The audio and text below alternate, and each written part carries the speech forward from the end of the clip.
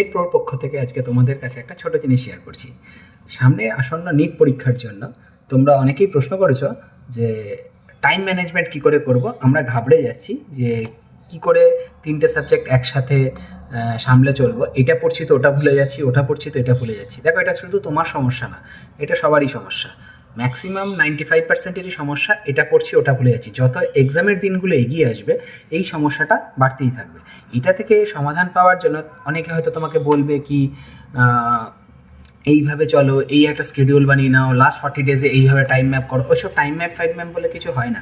Time map যেটা তোমার time map তোমার জন্যই অ্যাপ্লিকেবল, আরেকজনের জন্য না। তুমি কিভাবে তোমার ব্রেনকে কন্ট্রোল করবে সেটা একমাত্র তুমিই জানো। সেক্ষেত্রে তোমাদেরকে একটা জিনিস মাথায় রাখতে হবে। ধরো একটা চ্যাপ্টার তুমি পড়ছো, ফিজিক্সের কোনো একটা চ্যাপ্টার তুমি পড়ছো, পড়তে পড়তে হঠাৎ দেখবে তোমার মাথায় কেমিস্ট্রির কোনো একটা চ্যাপ্টারের জিনিস চলে আসছে। এই জায়গাটা থেকে তোমাকে বিরত থাকতে হবে। এর মানে এটা নয় কি কেমিস্ট্রির ওই চ্যাপ্টারটা বেশি ইম্পর্ট্যান্ট হয়ে গেল ফিজিক্সের ওইখান থেকে। প্রত্যেকটা চ্যাপ্টারের সমান ওয়েটেজ থাকে। মানে মেডিকেল পেতে গেলে যেরকম ফিজিক্স আর কেমিস্ট্রি প্রধানত গুরুত্বপূর্ণ ভূমিকা পালন করে বায়োলজির থেকেও, কারণ বায়োলজিটা সাধারণত সবাই পারে। ফিজিক্স আর কেমিস্ট্রি আসল মেডিকেল র্যাঙ্ককে নেওয়া বা কম্পিটিশান থেকে তোমাকে রাখা বা কম্পিটিশান থেকে সরিয়ে দেওয়া, এই দুটো ফিজিক্স আর কেমিস্ট্রিই করবে। সেক্ষেত্রে তোমাকে একটা গাইডেন্স দিতে পারি কি, তুমি ফিজিক্স আর কেমিস্ট্রি যখন করবে তখন অন্তত বায়োলজির পোর্শনটাকে মাথায় আনবে না।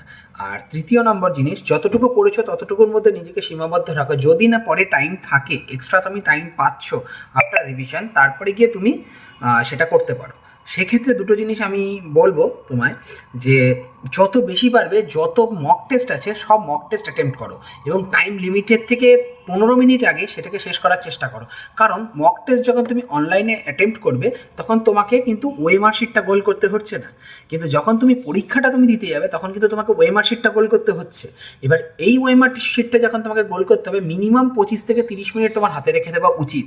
কারণ হচ্ছে অনেক সময় ওএমআর শিট তুমি একটা কোশ্চেন করতে করতে একটা জিনিস ভেবে করেছো, হঠাৎ যখন পরে তুমি মার্ক করতে যাচ্ছ তখন তোমার মাথায় আসতে গেল না এটা তো এইভাবে হবে না, এটা অন্যভাবে হবে, এটা হয়তো আমি ভুল করে ফেলেছি। তখন সেক্ষেত্রে দেখা যায় কিছুটা টাইম তোমাকে রাখতে হচ্ছে। এই এক্সপার্ট টিপসটা তুমি নাও। আর এই এক্সপার্ট টিপসের জন্য তোমাদের কী কী আপকামিং এক্সামে কী কী সুবিধা হচ্ছে সেটা তোমরা কমেন্ট সেকশানে জানাও। আজকের জন্য এইটুকু শর্ট ভিডিওসটাই থাকলো। বন্ধুদের সাথে শেয়ার করো এবং চ্যানেলটাকে সাবস্ক্রাইব করো। Thank you.